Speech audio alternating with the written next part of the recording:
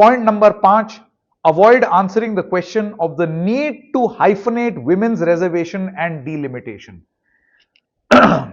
इसका मतलब क्या है?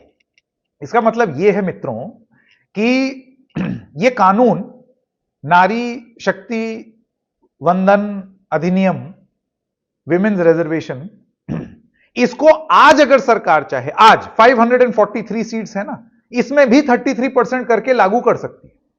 लेकिन पॉइंट नंबर 1 याद कीजिए जो हमने बोला, अगर ऐसा करेंगे तो आपके जो मठाधीश बैठे हैं, आपके जो बड़े बड़े सर्वे सर्वा बैठे हैं, जो 20-20, 30-30 साल से अपना गेम कर रहे हैं, वो आउट ऑफ सर्कुलेशन हो जाएंगे, क्योंकि हो सकता है बहुत सारी सीटें आरक्षित हो जाएं महिलाओं के लिए।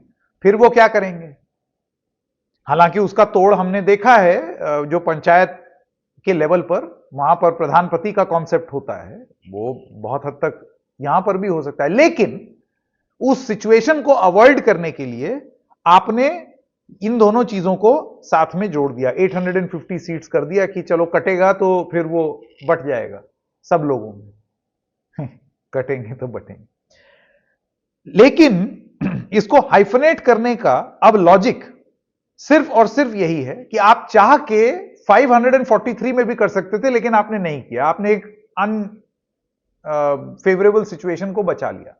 अब यह करने से दो चीजें होंगी भाई, या तो संसद में यह बिल कॉन्स्टिट्यूशनल अमेंडमेंट है तो 2/3 बहुमत चाहिए होता है, तो या तो सरकार वो 2/3 बहुमत ले आएगी जिस भी तरीके से, विपक्ष में लोग अगर, इसीलिए बहुत जरूरी होगा देखना कि कौन वॉकआउट कर रहा है। वॉकआउट अगर आप करेंगे तो संसद में जो संख्या है हाफ वे मार्क वो कम हो जाएगी, एब्सटेन करेंगे या इसके खिलाफ वोट करेंगे तो वो संख्या उतनी ही रहेगी। तो ये और सरकार के पक्ष में कितना आएगा, 2/3 वो ला पाएंगे या नहीं। हमने कई बार ऐसा देखा है कि हो हल्ले के बीच में बहुत सारे सांसद विपक्ष के सस्पेंड भी कर दिए जाते हैं, और सस्पेंड होने से क्या होता है, आपका संख्या बल हाउस का कम हो जाता है, तो उसके बाद फिर आप 2/3 बहुमत पा जाते हैं क्योंकि संख्या बल कम हो गई हाउस की। तो अब यह देखना होगा कि क्या यह होगा या नहीं।